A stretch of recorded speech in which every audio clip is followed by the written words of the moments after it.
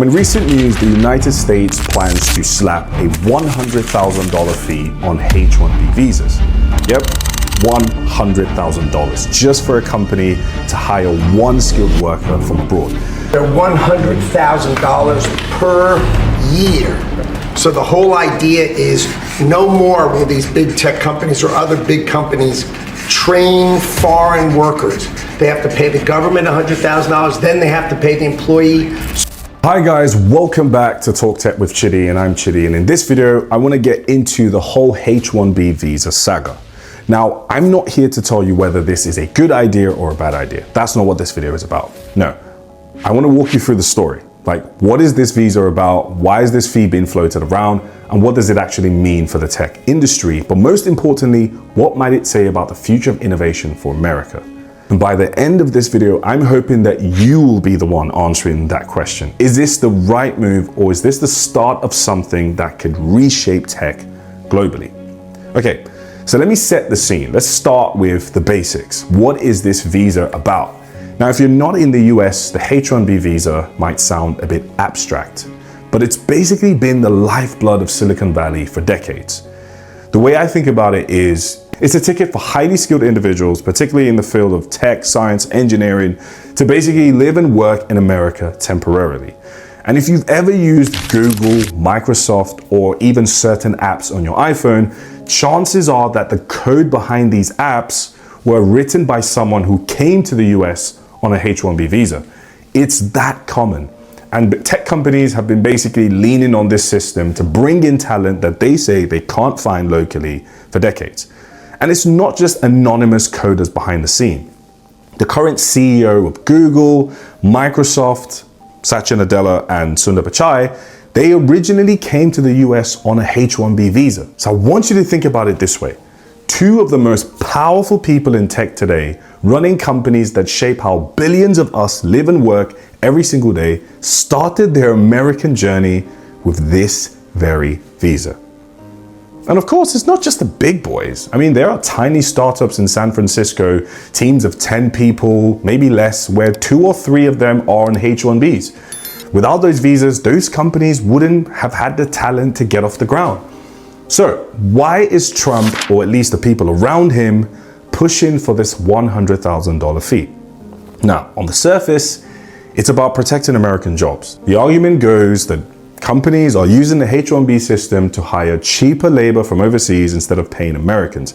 And if you make it cost $100,000 per visa, companies will think twice, they'll hire locally, pay Americans better wages, blah, blah, blah, blah. You get the whole gist. That's the official narrative. But of course, politics is never that simple, is it? There's also the money side of this. I mean, imagine the billions of dollars this could raise if tech companies actually go ahead and pay the fee. Some of this, in theory, could fund those training programs for American workers. But there is an unspoken part. It's also a deterrent. It's not really designed to collect money. I mean, it's designed to make companies pause and think, do we really need this foreign hire, or should we look harder locally?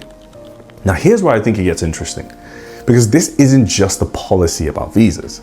It's about how a country values talent. It's about what message you want to send to the world.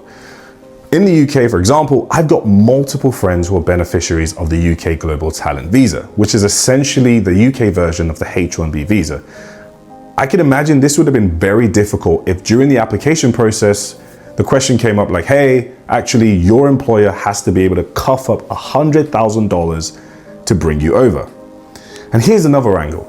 If Americans make this too expensive, too difficult, maybe too unwelcoming, countries like Canada, the UK, Germany, and even places like Singapore, they'll happily roll out the red carpet. I mean, Canada's already been doing this for years. Their message is, hey, come build a future here, we'll support you. So while the US might think it's protecting jobs, it could very well be exporting innovation instead. But let's talk impact, because the reality is not all companies are created equal.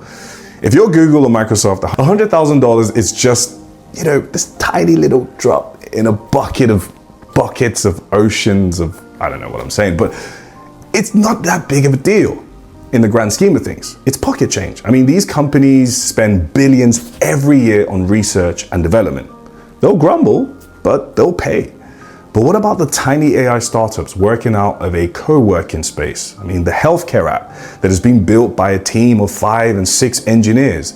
$100,000 for them could be their runway for 6 months. I mean, it's literally the difference between surviving as a startup or completely shutting down. And here's where the irony comes. Big tech can absorb the cost, as I've already mentioned, but small innovators can't. So instead of leveling the playing field, this fee could actually widen it. There's also the human side. You've got to think about that, right? If you're some brilliant engineer in Bangalore, Lagos, Sao Paulo, and you've got offers from both Canada and the US, which one do you take? The one where your employer has to literally cuff out $100,000 just to bring you over, or the one where the government literally has a fast-track visa for people like you that says, please come here, we need you.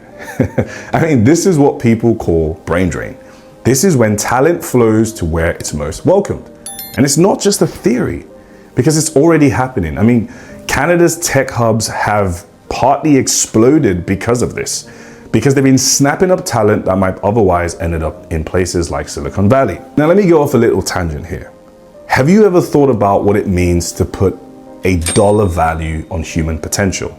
Because that's essentially what's happening. $100,000 is basically becoming the price of a brain, an idea, or bringing in some technological possibility into the country. In some ways, it feels a bit weird because it says this is what innovation is worth to us. Because how do you measure the value of someone who might invent the next iPhone or build the best AI model on the market or build a spaceship that will take us to space or colonize Mars? I don't know. Just do something that's never been done before. So on one side, you've got the argument. America needs to protect its workers, make sure companies aren't abusing the system, and ensure locals aren't left behind. And that's completely valid. But on the other side, you've got the risk that by raising the barrier, America might be closing its doors to the very people who could shape its future. And that's why I find this whole thing so fascinating, because it's not just about visas or fees or even Trump for that matter. It's about how countries see themselves in the global race for innovation. Do you win by building walls and focusing on yourself? Or do you open the doors wide open to as much talent as you can? I'll leave that question with you, because ultimately it's not for me to say whether this is the right move. It's for all of us to think about. Because if talent is the new oil, then who gets to own the well? So what do you think? Is this $100,000 fee a smart way to protect American jobs? Or is it a short-sighted move that could cost the US its edge in tech globally? Drop your thoughts in the comments. I love to hear from people inside the US and outside the US as well. If you've enjoyed this little deep dive, don't forget to like, share, subscribe, and share it with someone who's interested in how tech and policy collide. Because trust me, this is a conversation we're going to be having a lot more in the years to come. Thanks for watching. I'll see you soon. Ta-da.